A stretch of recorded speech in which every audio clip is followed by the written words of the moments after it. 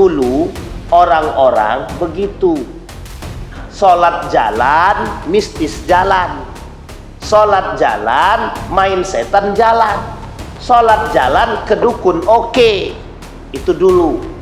Sekarang modelnya sama, cuma bedanya lebih modern, lebih daripada canggih. Mereka melakukan maulid Nabi, tapi joget-jogetnya biduan. Gitu misalkan. Misal, di sini tertulis nih maulid Nabi gitu. Tapi di depannya musik yang nyanyi perempuan. Perempuannya pakai celana pendek. Bahasa sederhananya sedang mengangkangi Rasulullah, sedang menghina Rasulullah. Assalamualaikum warahmatullahi wabarakatuh. Alhamdulillahi rabbil alamin. Alhamdulillahilladzi arsala rasulahu bil huda wa dinil haq liyudhhirahu 'alad dini kullih wa kafa billahi shahida. Ashhadu an la ilaha illallah wahdahu la syarika lah wa ashhadu anna Muhammadan 'abduhu wa rasuluh la nabiyya ba'd. Allahumma salli wa sallim wa barik ala hadzal nabiyyil karim. Allahumma salli ala Muhammad wa ala ali Muhammad fil alamin innaka Hamidum Majid. Ya ayyuhan nasu ittaqu rabbakumul ladzi khalaqakum min nafsin wahidah wa khalaqa minha zawjaha wa batha minhuma rijalan katsiran wa nisaa'a wattaqullaha alladzi tasaaluna bihi wal arham innallaha kana 'alaikum raqiba. Puji syukur kehadirat Allah dengan mengucapkan alhamdulillahirabbil alamin. Bersalawat kepada Nabi dengan mengucapkan Allahumma salli ala Muhammad wa ala ali Muhammad fil alamin innaka Hamidum Majid. Bapak Ibu sekalian yang berbahagia, mudah-mudahan di subuh hari ini Allah limpahkan rahmat serta keberkahan kepada kita semua. InsyaAllah kita termasuk orang-orang yang husnul khatimah. Amin ya rabbal alamin. Baik, di subuh hari ini kita akan menyampaikan persoalan apa yang menjadi keresahan kita bersama, begitu juga menjadi persoalan dunia. Di dalam hadis baginda Nabi Muhammad sallallahu alaihi wasallam, kata Nabi dalam hadisnya, wala taqumus sa'ah hatta talhaqa qabailu min ummati bil musyrikina wa hatta ta'buda qabailu min ummati al-awthan wa innahu sayakunu fi ummati kadzabuna thalathuna kulluhum yaz'um annahu nabiyyun wa ana khatamun nabiyyin la nabiyya ba'di. Kata Nabi dalam hadisnya, kiamat tidak akan terjadi sehingga suku-suku dari umatku bergabung dengan orang-orang musyrik, dan hingga mereka menyembah berhala. Di tengah umatku kelak akan ada 30 para pendusta, masing-masing mengaku menjadi nabi, padahal aku adalah penutup para nabi dan tidak ada nabi sesudahku. Kemudian kata Nabi, la ghairud dajjali akhwafuni ala ummati qalaha thalathan. Qala qultu ya Rasulullah ma hadha alladhi ghairu ad-dajjali akhwafuka ala ummatik kala a'immatan mudillun atau a'immatan mudillun. Kemudian di dalam hadis yang lain kata Nabi, la taqumus sa'ah hatta tuqatilu qauman ni'aluhumus sya'r wa hatta tuqatilu turka sigharal a'yuni humurul wujuh dhulfal unuf ka'anna wujuhahum al-majjanu al-mutraqah. Kiamat tidak akan terjadi sehingga kalian berperang melawan sebuah kaum yang sandal mereka terbuat dari bulu rambut, dan sehingga kalian berperang melawan bangsa Turk, yaitu sebuah kaum yang matanya sipit, wajahnya kemerah-merahan, dan hidungnya pesek, sehingga wajah mereka bagaikan perisai yang berlapis. La taqumu as-sa'ah hatta yuqatilul muslimuna at-turk qauman wujuhum kal majjan al-mutraqa yalbasuna asy-sya'r wa yamshuna fi asy-sya'r.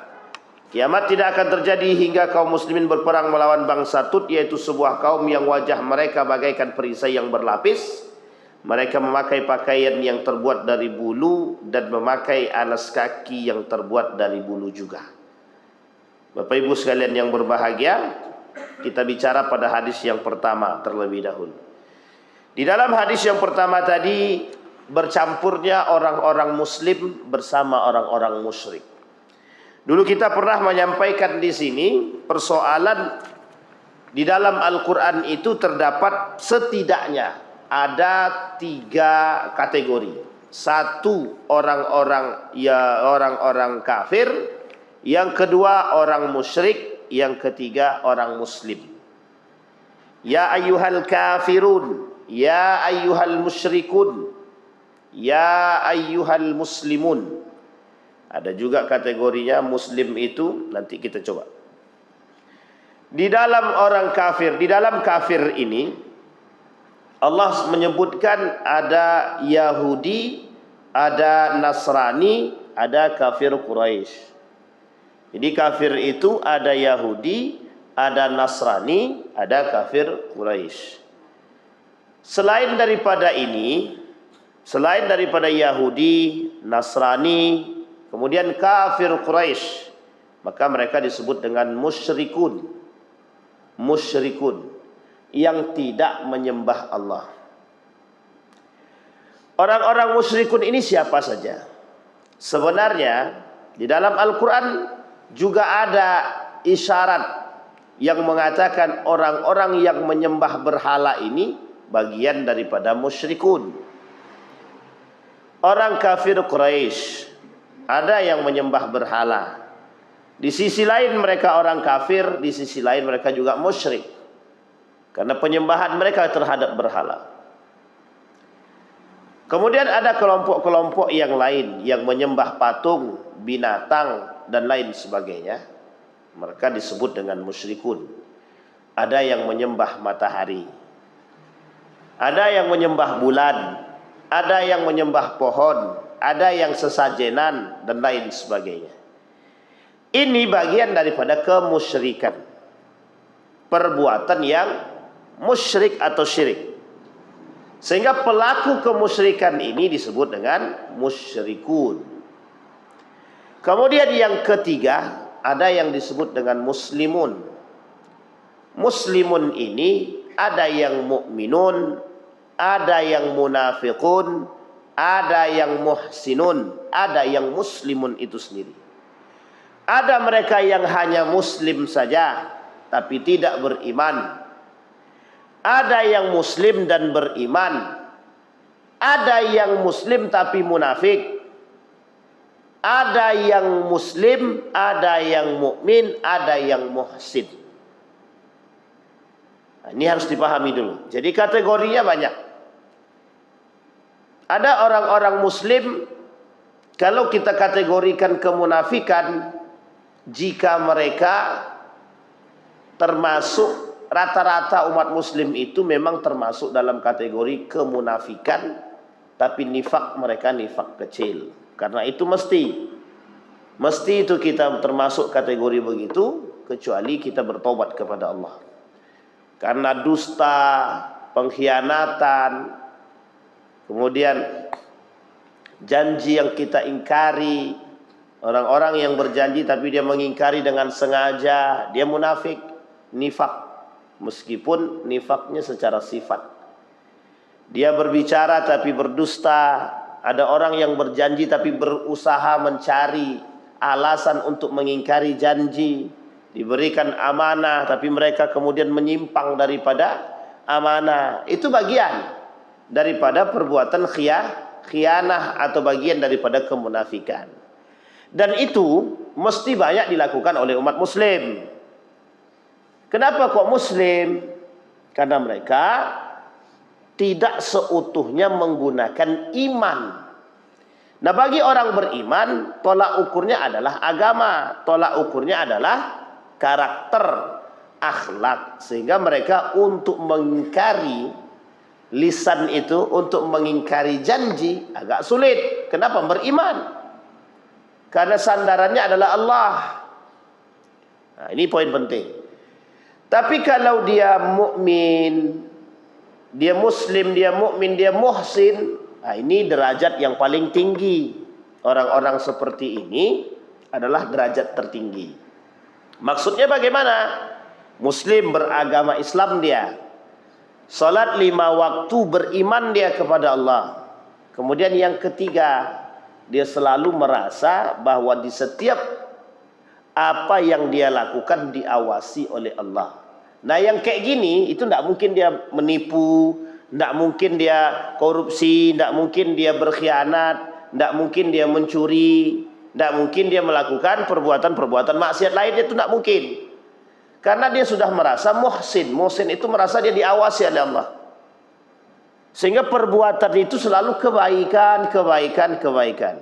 Dia sudah berhusnuzan kepada Allah. Tidak lagi bersuuzan. Tapi kalau dia orang muslim tapi cuma KTP saja, nah, itulah yang paling banyak sekarang. Muslim tapi KTP. Nah, penyakit kita sekarang adalah banyaknya manusia-manusia yang muslim tapi KTP. Nah, ini yang paling banyak. Ketika ditanya, mana KTP-mu? Ada. Agamamu apa? Tengok di KTP, katanya. Berarti muslim. Cuman itu doang. Tapi ketika disuruh sholat, ntar dulu, katanya. Ketika disuruh jujur, tidak penting. Ketika disuruh jangan nipu, nggak usah campur urusan kami. Ketika dia mencaci maki orang, diam aja, gitu. Ketika kita nasihati, urus dirimu sendiri, gitu. Ini masalah nih. Ini orang-orang muslim yang KTP. Orang-orang muslim KTP inilah yang kemudian kelak banyak tersandung fitnah-fitnah di akhir zaman ini. Orang-orang yang muslim KTP seperti inilah yang banyak menghasilkan atau yang banyak mendapatkan fitnah-fitnah terkait agama. Orang-orang muslim KTP seperti inilah yang mudah dilemahkan. Orang-orang muslim yang KTP seperti inilah yang mudah memperjualbelikan agama. Di kategorinya tadi muslim, mukmin, muhsin. Kalau derajatnya muhsin, bagaimana cara orang ini bisa sampai pada derajat muhsin? Kalau kita mengkaji dalam kajian-kajian agak lebih sedikit mendalam begitu. Kalau bahasa orang-orang sufi itu kan ada syariat, ada tarekat gitu ya. Ada makrifat, ada hakikat. Ini dalam Muhammadiyah nggak paham nih kayak gini nih. Ada syariat. Kalau cuma masih sholat subuhnya masih dibangunin, masih suka mikir apa ini halal apa haram ya gitu, masih bercampur dia yang subhat-subhat tadi, itu masih tataran pada syariat itu. Belum sampai pada thariqah itu tingkatannya. Kalau masih sholat subuhnya masih dipaksakan, itu masih pada syariat itu. Karena kita masih berpikir bagaimana melakukan sesuatu dengan hukum-hukum tertentu gitu. Tapi kalau dia sudah naik tingkat sedikit tarikat, dia sudah mencari jalan bagaimana untuk lebih bagus lagi ibadah dia. Salat subuhnya, zuhurnya, isaknya, maghrib, salat 5 waktunya tak lagi dipaksakan. Cuma dia sudah nambah nih. Yang tadinya cuma salat wajib, naik tingkat. Sekarang salat sunnah pun dilakukan. Zikir ditambah, salawat rajin. Nah, ini naik tingkat namanya. Ada jalan lain yang mereka gunakan untuk beribadah kepada Allah lebih dekat lagi. Menggunakan atau menambah model-model ibadah yang lain. Namanya tarekat. Nambah solawat. Pokoknya aku harus solawat sehari itu 1000 kali. Aku harus Aku harus beristighfar 100 kali. Ini masih pada tataran tariqah. Nah, sementara ada yang lebih tinggi lagi di atas tariqat itu. Namanya ma'rifah. Begitu ya, ma'rifah ya. Ma'rifah atau hakikat ya? Hakikat dulu. Nah, hakikat dulu. Nah, hakikat ini bagaimana? Kalau hakikat ini sederhananya begini. Dia selalu melihat sesuatu tersebut apa sebenarnya yang diinginkan oleh Allah dari apa yang diciptakannya. Nah, misal begitu. Contoh sederhananya begitu.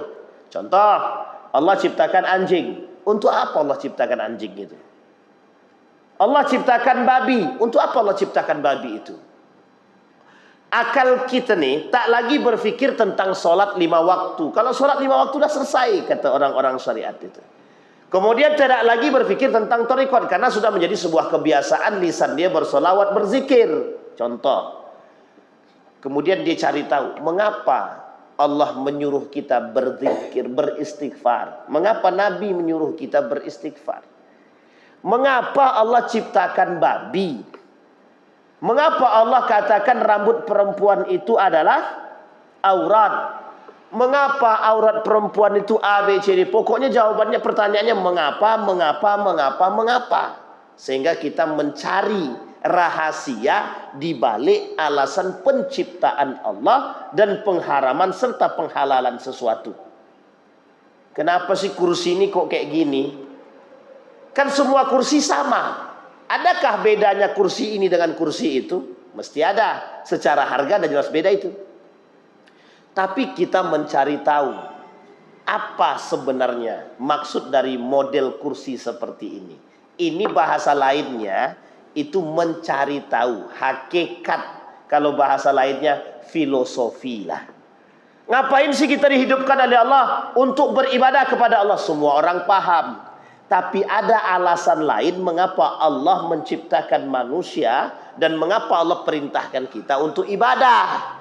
Ternyata maksud lainnya adalah untuk menunjukkan bahwa adanya perbedaan antara manusia dengan Sang Pencipta. Kalau sama saja kayak orang-orang Muslim tapi dia tidak sholat, itu sebenarnya dia sama dengan Tuhan itu. Dia mengatakan diri dia sama dengan Tuhan. Kenapa begitu tidak sholat? Salah satu bentuk perbedaan kita dengan Sang Pencipta adalah ya kita menyembah Sang Pencipta, bukan mereka ya, menyembah Sang Pencipta. Lah kita menyembah Allah itu perbedaannya jelas. Satu hamba yang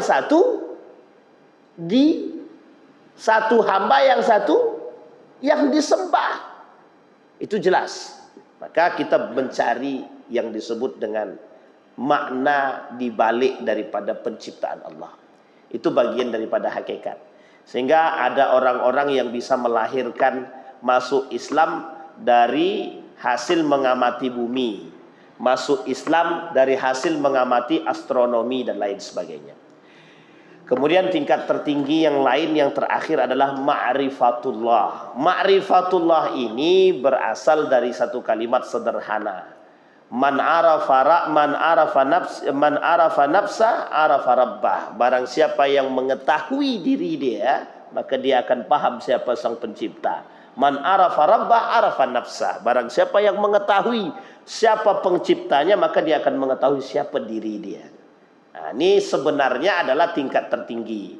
Nah, ini bisa dipelajari melalui orang-orang yang memang konsen di bidang itu. Makanya ada namanya ilmu tasawuf untuk mencari tahu. Makanya banyak orang yang ikut-ikut tarekat segala macam itu hanya ingin mencari tahu jalan tarekah itu untuk mendekatkan diri kepada Allah. Sehingga ketika ada persoalan, ketika mereka sudah berhadapan dengan hal tersebut, mereka sudah berada pada posisi yang ya udahlah, itu sudah takdirnya ilahi begitu. Nah, ini tak berlaku itu bagi orang-orang seperti yang suka mabok, judi, nipu, jualan tapi nipu gitu. Itu tidak berlaku itu. Nah, inilah pentingnya. Sama dalam tingkatan yang tadi kita katakan sama. Muslim itu paling orang-orang muslim itu baru tingkatannya adalah syariat itu. Itu pun belum selesai. Kenapa? Karena mereka kadang tidak sholat, kadang ini segala macam. Itu yang disebut. Maka muslim di sini pun masih banyak. Ada yang benar-benar muslim, ada yang hanya KTP saja. Ada yang muslim hanya pengen bisa menikahi anak gadis orang. Dia masuk Islam cuma pengen ingin menikahi anak gadis orang. Ada. Pokoknya aku harus masuk Islam. Kenapa? Kalau aku tak masuk Islam, bapaknya tak mau nikahkan dia dengan aku gitu. Nah, akhirnya ini banyak kasus-kasus seperti ini kita temukan di artis-artis. Dia masuk Islam hanya karena calonnya muslim. Atau sebaliknya, dia murtad daripada Islam karena calonnya bukan Islam. Nah, ini poin-poin penting. Sehingga kita butuh memahami muslim seperti apa yang menjadi persoalan kelak di akhir zaman. Nah, ini yang kemudian kita kembalikan kepada kalimat tadi yang disampaikan oleh Nabi dalam hadisnya. Tidak akan terjadi hari kiamat, kata Nabi, sampai suku-suku itu dari umatku itu mereka bergabung bersama orang-orang musyrik. Bergabung bersama orang-orang musyrik. Sekarang kita lihat. Apa bahasa bergabung bersama orang musyrik ini? Kalau kita merujuk kepada pemahaman ini, sebenarnya ada bahasa yang disebut dengan sinkritisme. Tahu Bapak Ibu sinkritisme? Tahu Ibu-Ibu? Ketinggian bahasa sinkritisme ini. Sinkritisme ini menggabungkan agama, mencampur adukkan agama. Hari ini dia sesajenan, nanti siang dia sholat Jumat. Sholat Jumat jalan, nyembah pohon jalan. Sholat jalan, ngasih sesajenan ke laut jalan. Sholat jalan, percaya pada adat jalan. Sholat jalan, menyembah matahari jalan. Sholat jalan, ngasih sesajenan di gunung jalan. Sampai di sini paham? Yang kedua, mencampur adukkan. Kami ini sedang maulid Nabi. Tapi ketika sedang maulid Nabi, ada unsur sesajenan. Dibuatlah banyak nasi kunyit panjang-panjang. Di dalam nasi kunyit itu ada mantra. Dia maulid Nabi, tapi ada mantra-mantranya. Dia maulid Nabi, tapi ada unsur-unsur kemusyrikannya. Pokoknya malam hari ini kita buat maulid Nabi yang besar, pakai tenda. Yang punya acara, yang punya hajat, masjid, datang ke dukun. Pokoknya tuan dukun, bagaimana caranya jangan sampai hujan malam ini. Sehingga sederhananya, kajiannya keagamaan, tapi ada unsur kemusyrikan. Peringatan tahun baru, Grebek Suro misalkan. Tahun baru Islam. Tapi dalam perayaan tahun baru Islam ada mistisnya. Ada kuda lumpingnya yang sudah kesurupan gitu deh. Diisi setan, kata dia gitu. Ya memang mungkin begitu modelnya gitu. Dimasukkanlah setan. Uniknya dalam unsur keagamaan. Ini yang menjadi poinnya. Yang menjadi persoalan kita sekarang itu. Sebenarnya ini hanya bagian lain yang sifatnya tradisional, yang sifatnya dahulu. Dulu orang-orang begitu. Sholat jalan, mistis jalan. Sholat jalan, main setan jalan. Sholat jalan ke dukun, oke. Itu dulu. Sekarang modelnya sama, cuma bedanya lebih modern, lebih daripada canggih. Mereka melakukan maulid Nabi, tapi joget-jogetnya biduan, nggak pakai celana, gitu misalkan. Misal di sini tertulis nih maulid Nabi, gitu. Tapi di depannya musik yang nyanyi perempuan, perempuannya pakai celana pendek. Bahasa sederhananya sedang mengangkangi Rasulullah, sedang menghina Rasulullah, sedang menghina Allah. Sama. Mereka inilah yang disebut dengan menggabungkan atau bergabung dengan orang-orang musyrik. Mereka muslim, percaya kepada Allah, tapi mereka melakukan perbuatan-perbuatan kemaksiatan yang seolah-olah kemaksiatan yang mereka lakukan menghina Allah. Sampai di sini bisa dipahami, Bapak Ibu? Nah, ini poin penting kita. Sehingga kata Nabi, tidak akan terjadi hari kiamat sampai kelompok-kelompok seperti ini merajalela. Kita lihat Pak, dalam tulisan Kiai Haji Hasyim Asy'ari. Kata Kiai Haji Hasyim Al-Asy'ari dalam kitab dia Risalah Ahlus Sunnah wal Jamaah itu, fi bayani tamassuki ahli Jawa bimadhhabi ahli sunnah wal jamaah. Kata beliau menjelaskan betapa banyaknya orang-orang Jawa berpegang teguh dengan ahlus sunnah wal jamaah. Koma, belum titik, masih koma. Pada penjelasan selanjutnya, wabayanu ibtidai zuhuril bidai wala intisyaruha fi ardi Jawa, dan awal mula tersebarnya bid'ah dalam persoalan agama dan tersebarnya fi ardi Jawa. Jadi awal mula Syekh Hasyim Al-Asy'ari juga bercerita sebab awal mula daripada tersebarnya bid'ah dalam agama di negeri Jawa. Kemudian beliau lanjutkan lagi, wa bayanu anwa'il mubtadi'ina al-mawjudina fi hadzal zaman. Kata beliau, akan ada penjelasan tentang macam-macam pelaku-pelaku bid'ah yang ada di zaman ini. Artinya, beliau bercerita, menyampaikan banyak kelak di Jawa itu, tidak hanya di Jawa sebenarnya, ini sebenarnya ilustrasi di mana-mana. Bermunculan aliran-aliran bid'ah dalam agama, tapi mereka muslim. Itu dia poin pentingnya. Apa contohnya? Contohnya yang tadi, seperti Islam kejawen misalkan. Loh, itu dia Islam, tapi kok masih menyembah Islam kejawen itu. Dia Islam tapi tidak sholat, dia masih percaya pada nenek moyang mereka. Lah ini dulu ada. Zaman Nabi sudah ada. Sejak zaman Nabi sudah pernah terjadi, cuma maraknya baru sekarang ini. Kenapa maraknya sekarang ini? Karena pada masa Nabi diperangi sama Nabi. Bid'ah pada masa Abu Bakar, ada orang murtad, tidak bayar zakat, nabi palsu. Nabi bilang tadi dalam hadisnya, kata Nabi dalam hadisnya apa? Akan muncul 30 para pendusta yang mengaku nabi. Lah sekarang kalau kita runut lebih dari 30. Dari zaman Nabi sampai sekarang. Pada masa Nabi masih hidup 7 nabi palsu. Nah sekarang kita runut. Coba abang hitung, berapa jumlah nabi palsu sekarang? Hitung bang. Gak tahu kan, sama. Lebih daripada 30. Ahmad Musadek, Musailam al-Kadzab, itu zaman Nabi Musailam al-Kadzab itu.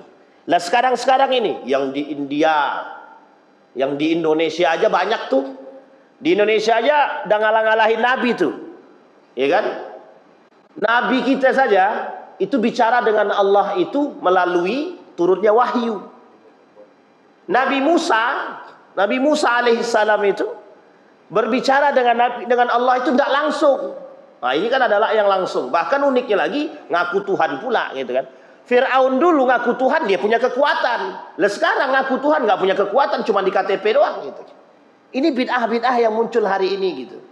Nah, pertanyaannya mengapa kok bisa bermunculan orang-orang seperti ini? Paham ya Ibu ya? Tidak menutup kemungkinan hal seperti ini bisa terjadi di tengah perkotaan ini. Bisa, sangat bisa. Perbedaannya, kalau dia di perkampungan bisa muncul hal-hal seperti ini, karena masih bisa kita temukan orang-orang yang belum terjangkau oleh para alim untuk sampai ke tempat mereka yang mempelajari agama dengan baik dan benar. Nah, model bid'ahnya di perkampungan mungkin bisa jadi model bid'ahnya seperti yang tadi kita sampaikan, seperti yang disampaikan oleh Kiai Haji Hasyim Al-Asy'ari. Bermunculan orang-orang yang bisa berbicara dengan Tuhan, bermunculan orang-orang yang bermain sesajenan. Ini masih model tradisional. Tapi kalau di kota yang gaya berpikirnya seharusnya sudah berpikir ke depan, yang agamanya yang setiap waktu bisa kita temukan model pembelajaran agama yang baik, lah kok masih ada orang maulidan dengan model kayak gitu?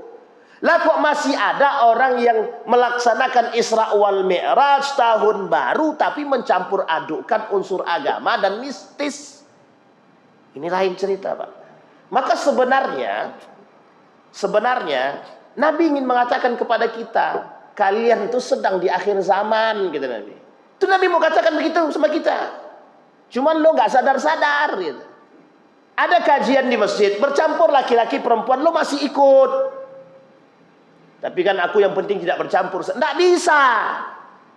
Kita harus berada pada posisi yang prinsip. Ini urusannya prinsip. Kata Allah, haram bercampur laki-laki perempuan.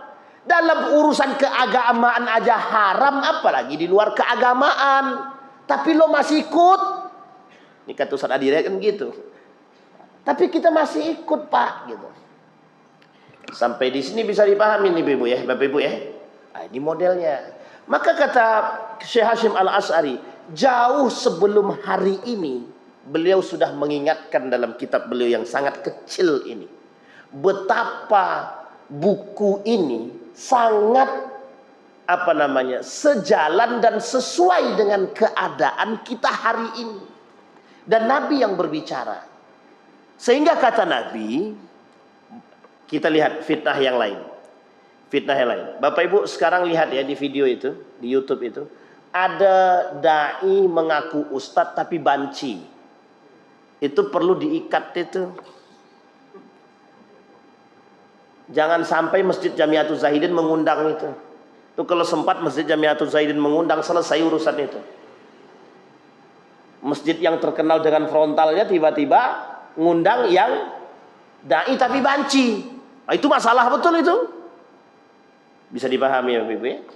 Coba bayangkan, sekarang kita kuliti. Mengapa kok banci, bencong jadi ustadz? Jadi dah uniknya ada yang ngikut. Nah, sekarang kita berbicara. Ada dai tapi banci, bencong. Ada pengikutnya justru senang.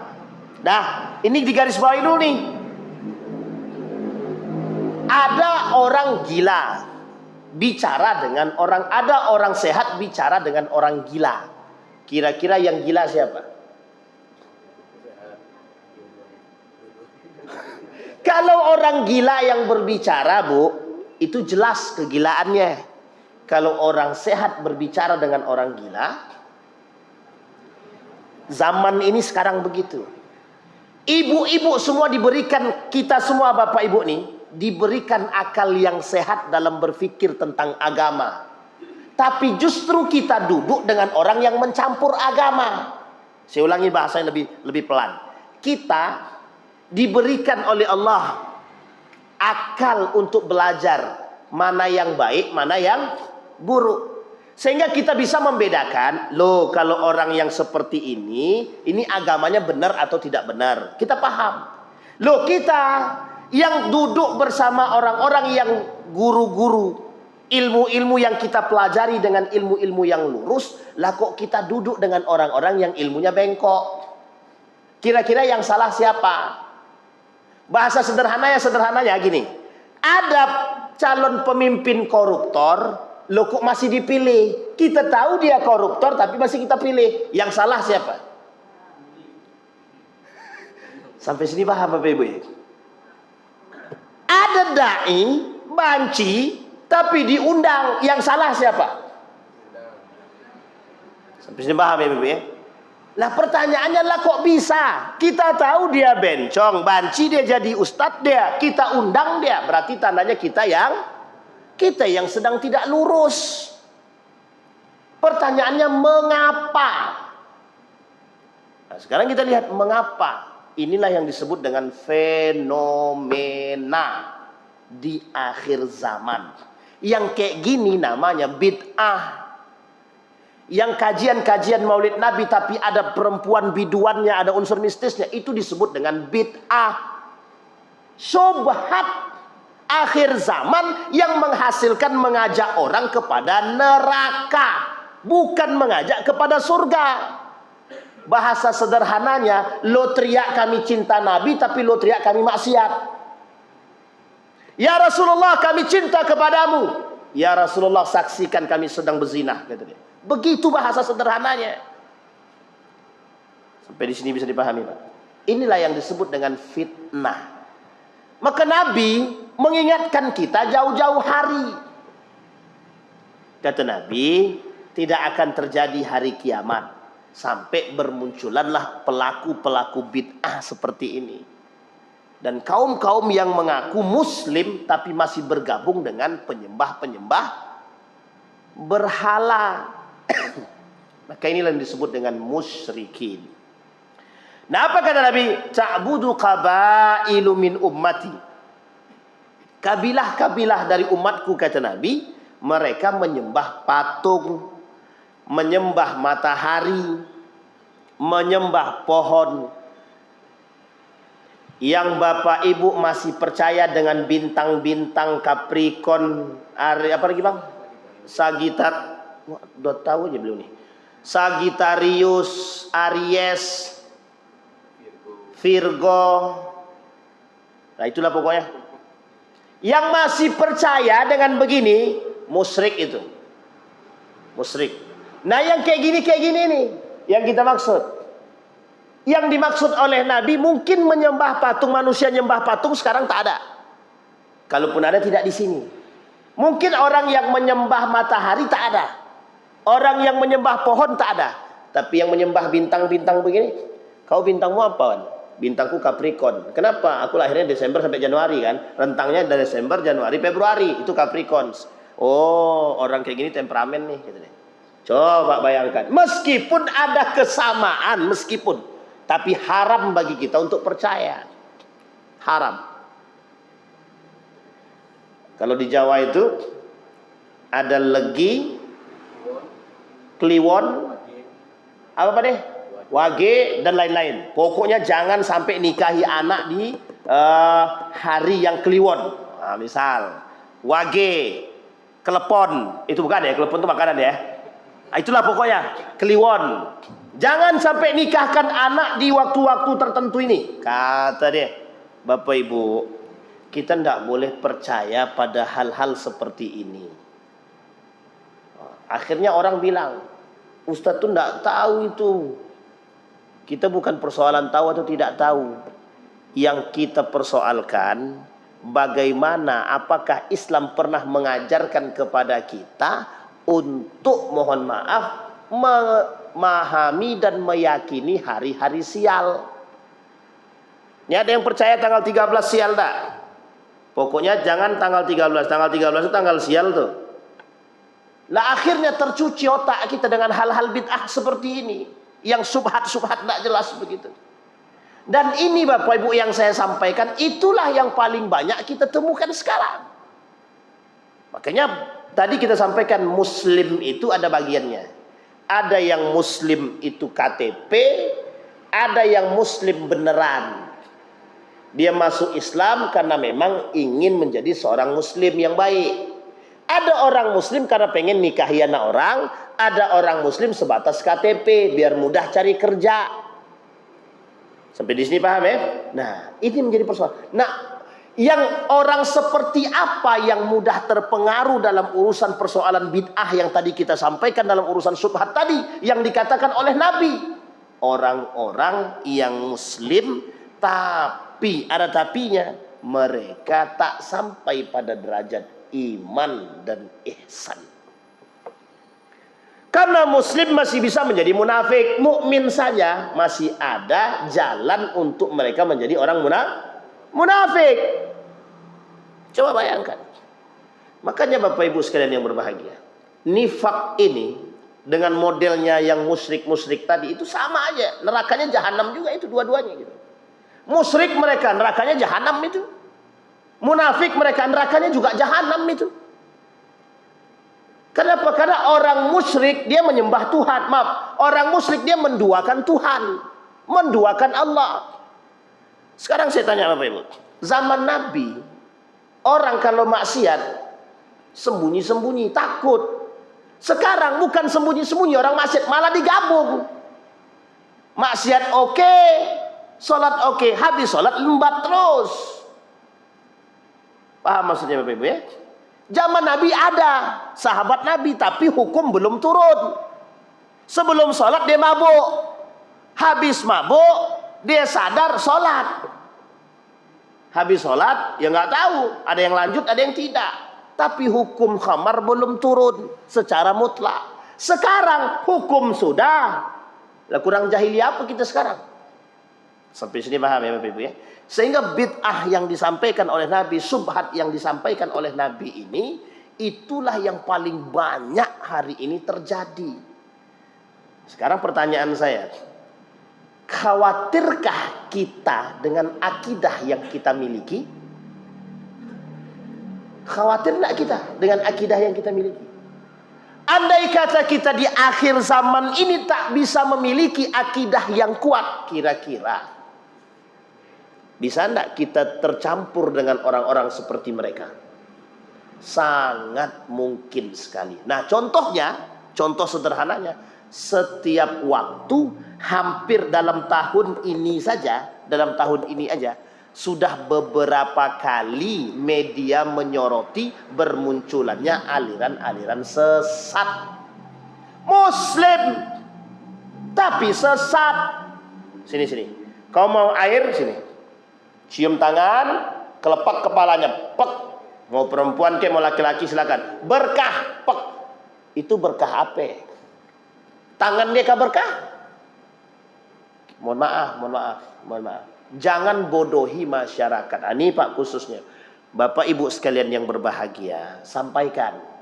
Bapak Ibu punya keluarga di Jawa, di Sumatera, di mana-mana, sampaikan. Yang sudah mengerti sampaikan. Tidak usah percaya dengan hal-hal begitu. Kita kalau mau ngambil keberkahan orang yang alim, itu kita lihat. Orang alim tidak akan mudah menyentuh perempuan, itu tidak mungkin Pak. Tidak akan mungkin semudah itu menyentuh perempuan, itu tidak mungkin. Karena dia paham hukum. Haram bagi orang yang bukan muhrimnya menyentuh wanita yang bukan muhrimnya. Yang bukan mahramnya itu tidak boleh dipegang. Itu tahu harusnya mereka yang mengerti agama. Lah mereka menyentuh perempuan, kita masih minta barokah. Itu yang sesat kita. Sampai sini paham Bapak Ibu ya? Ini poinnya. Maka kata Nabi, sayakunu fi ummati kadzabuna thalathuna kulluhum yaz'umu annahu nabiyyun wa ana khatimun nabiyyina la nabiyya ba'di.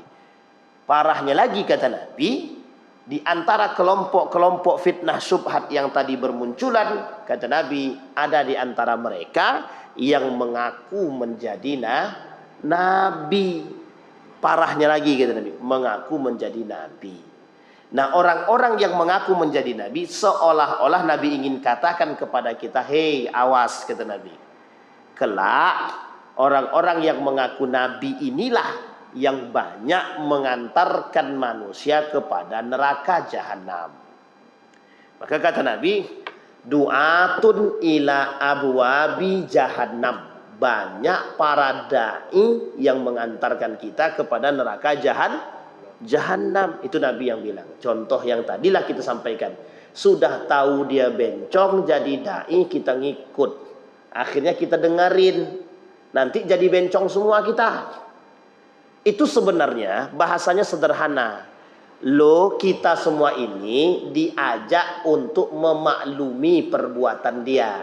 Coba lihat aku nih, sekarang aku banci, meskipun aku banci tapi aku ustadz.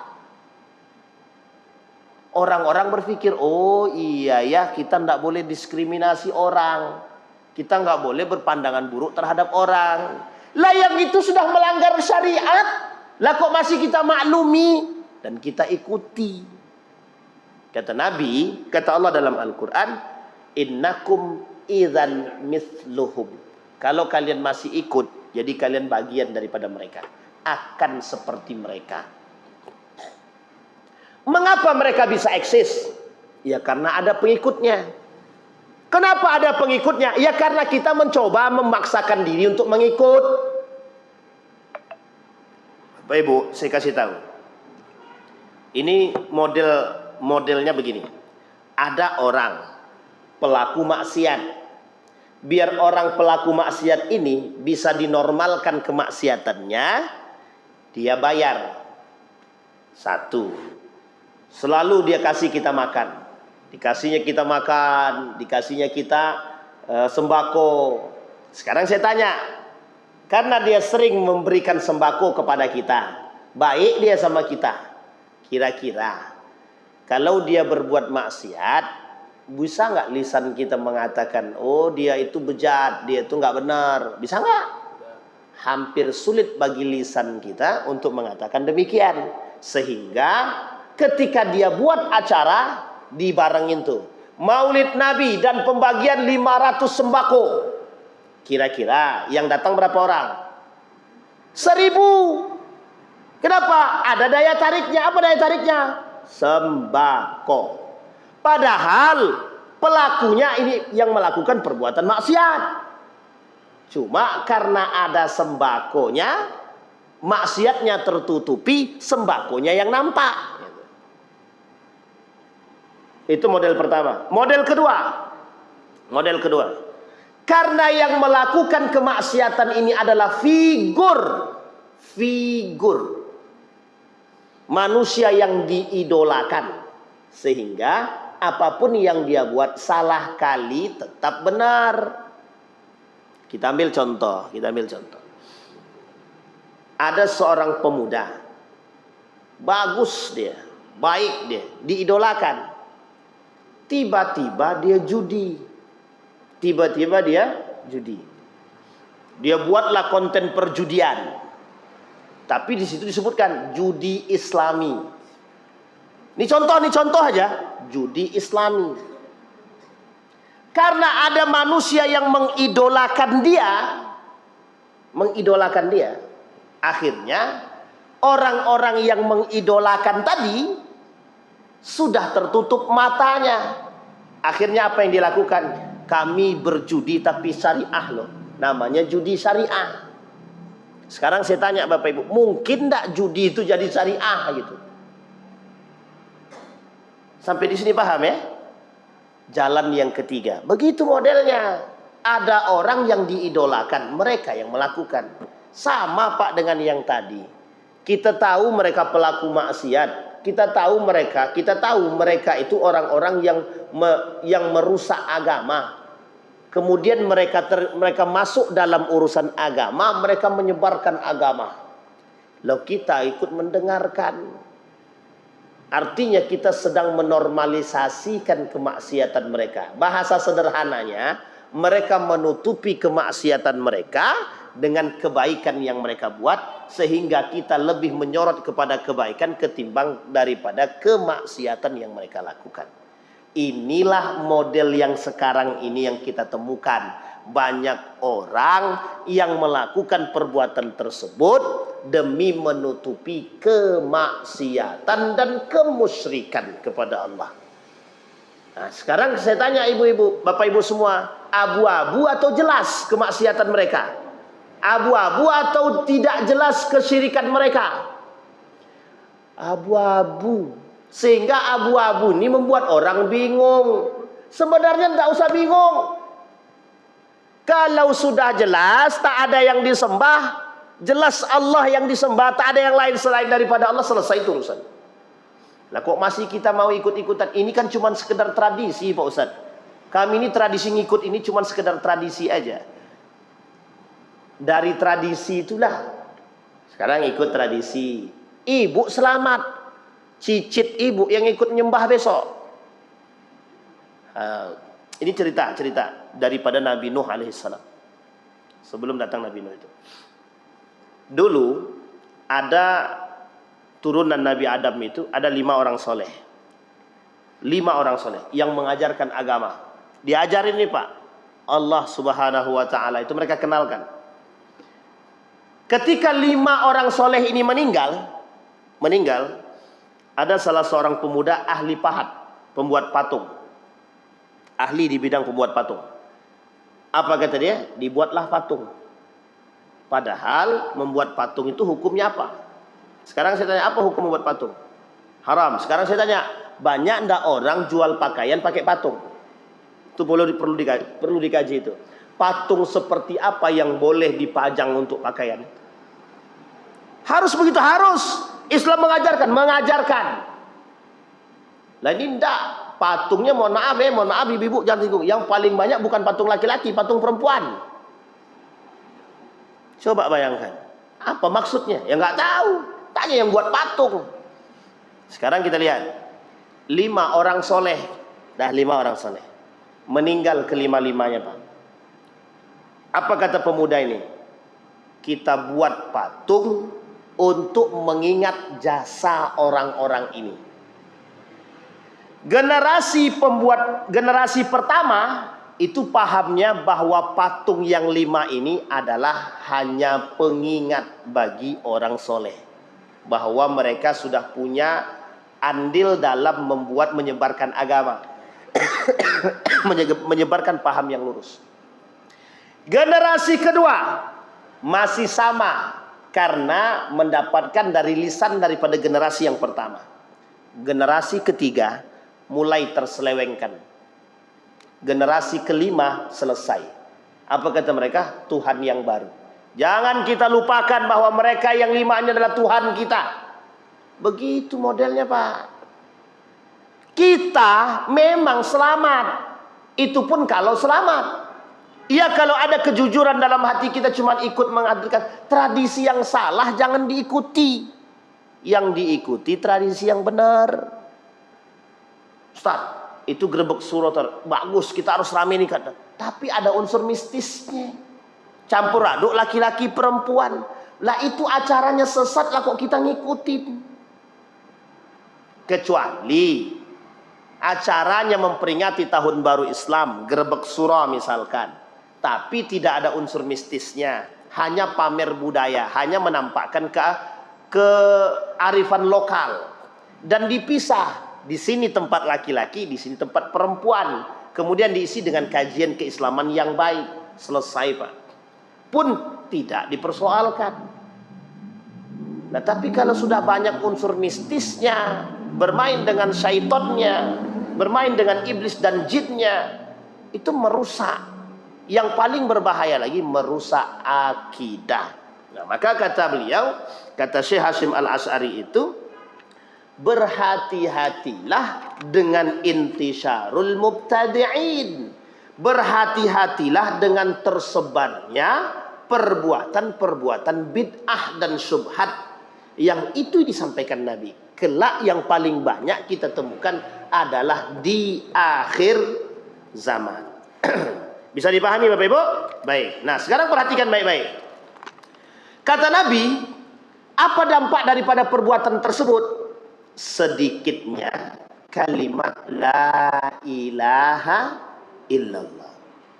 Orang lebih mengelu-elukan budaya ketimbang mengelu-elukan kalimat la ilaha. Ini sebenarnya sederhana kalau kita mau tunjukkan. Ketika Maulid Nabi, setelah sholat Isya, manusianya rame. Pas sholat Isya, satu saf tak ada. Isra wal Mi'raj. Acaranya di depan kantor gubernur. Misal, contoh aja nih, dibuat. Pas acaranya setelah Isya. Setelah Isya manusia berbondong-bondong datang. Pas sholat Isya, Masjid An-Nur pun tak penuh.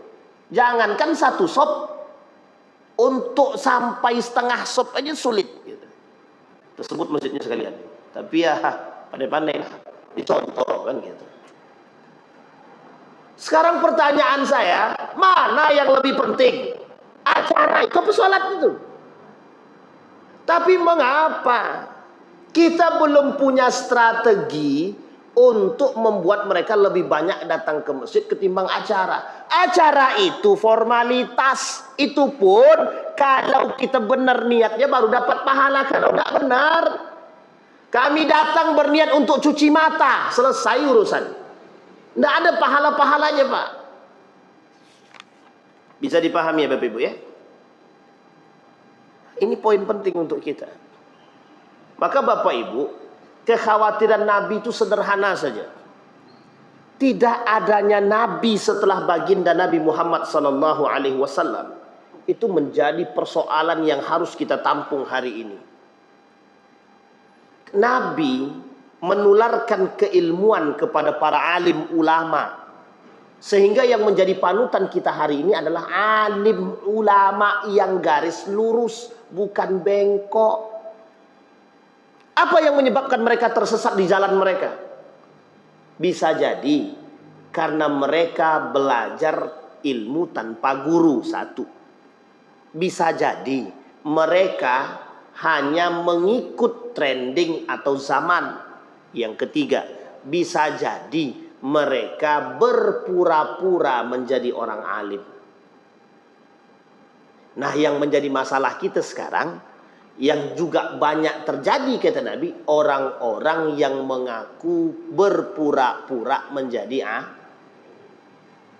itu dia yang kita takutkan. Yang sulit untuk kita peleteri, yang sulit kita filter itu, yang itu.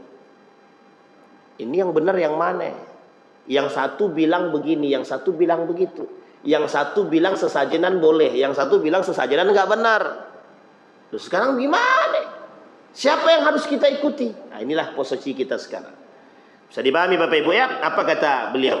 Wa kadzalika man qala inna nabiyuna laisa alladhi kana bi Makkah wal Hijaz. Wa kadzalik min iddi'ai nubuwati ahadin ma'a nabiyina Muhammadin sallallahu alaihi wasallam au ba'dah au man idda'a an-nubuwata li nafsihi wa kadzalika man idda'a min ghulatil mutasawwifah annahu yuha ilaihi wa in lam yada' an-nabi. Apa kata beliau? Bahkan kata beliau, akan ada orang-orang yang mengaku mendapat wahyu. Padahal Nabi Muhammad telah wafat, tapi ada orang yang mengaku mendapatkan artinya kalau mereka mengaku mendapat wahyu, berarti mereka mengaku menjadi nabi. Maksudnya apa? Sederhana maksudnya. Ada orang yang mengaku diri dia pintar dengan keilmuannya, sehingga dia ajarkan ke hadapan orang lain, sehingga dia punya pengikut. Ternyata yang dia dapatkan adalah sesat dan menyesatkan. Inilah Bapak Ibu sekalian. Nah sekarang, apa yang harus kita lakukan terhadap subfitnah yang bid'ah dan subhat yang terjadi ini? Bapak Ibu sekalian yang berbahagia, yang pertama, ndak usah ikut-ikutan. Setiap hari ngaji di Masjid Jamiatul Zahidin. Hampir tiap hari ada kajian. tapi masih menyembah patung, itu kebangetan. Setiap hari kajian tapi masih nipu dalam jualan, itu kebangetan. Setiap hari mereka ngaji, kita ngaji, tapi masih juga tangan ini mengambil yang bukan haknya, itu kebangetan. Artinya niat kita sebelum belajar dah benar atau belum, itu yang harus kita telusuri kembali. Yang kedua, hadirkan setiap perbuatan kita ini Allah, sehingga kita dalam menuntut ilmu ini jelas arahnya. Bukan hanya sekedar, mohon maaf, bukan hanya Bapak Ibu saja, termasuk kami. Kami juga harus begitu. Dalam niat menyampaikan kajian ini harus benar niatnya. Kalau niatnya mohon maaf hanya untuk mencari perhatian, maka yang dihasilkan adalah perhatian. Nah, begitu juga dengan Bapak Ibu semua. Maka Bapak Ibu, mengapa hal-hal yang unik itu banyak pengikutnya?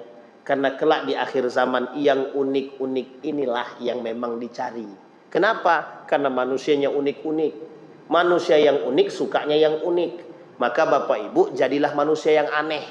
Biar kita yang aneh dengan agama dan nilai-nilai agama yang kita pelajari, yang kita dibekali oleh orang tua kita dahulu, untuk tetap kita berpegang teguh. Biar, enggak apa-apa Pak. Mau dibilang orang kolot, enggak apa-apa. Yang penting kita selamat. Ketimbang aneh, unik, ngikut yang unik-unik, ikonik, tapi menjadi penghuni neraka. Na'udzubillah summa na'udzubillah. Mudah-mudahan apa yang kita sampaikan di subuh hari ini menjadi pengingat bagi kita agar kita tak terjerumus dalam perbuatan-perbuatan yang salah, agar kita menjaga diri kita dan generasi kita dari ketersesatan atau tersebarnya arus-arus subhat dan fitnah-fitnah bid'ah ini, sehingga kita bisa menjadi orang-orang yang mukmin yang baik dan sejati. Amin ya rabbal. A'udzu billahi minasyaitonir rajim. Bismillahirrahmanirrahim. Hamdas syakirin hamdan naimin. Hamdan yuwafi ni'amahu wa yukafi'u mazidah. Ya Rabbana lakal hamdu kama yanbaghi li jalali wajhikal karim wa azim sultanik. Allahumma faqihna fid din wa 'allimna ta'wil. Allahumma ansur man nasara ad-din wa khudhul man khadhala al-muslimin. Allahumma arinal haqqa haqqa warzuqna ittiba'ah wa arinal batila batila warzuqna ijtinabah. Allahumma anfa'na bima 'allamtana warzuqna 'uluman tanfa'una fid din wad dunya wal akhirah. Allahumma ighfir lahum warhamhum wa'afihim wa'fu anhum wa akrim nuzulahum wa wasi' madkhalahum waj'alil jannata mathwahum. Allahumma ja'alna Allahumma rabbana hab lana minas salihin rabbana hab lana min azwajina wa dhurriyyatina qurrata a'yun waj'alna lil muttaqina imama.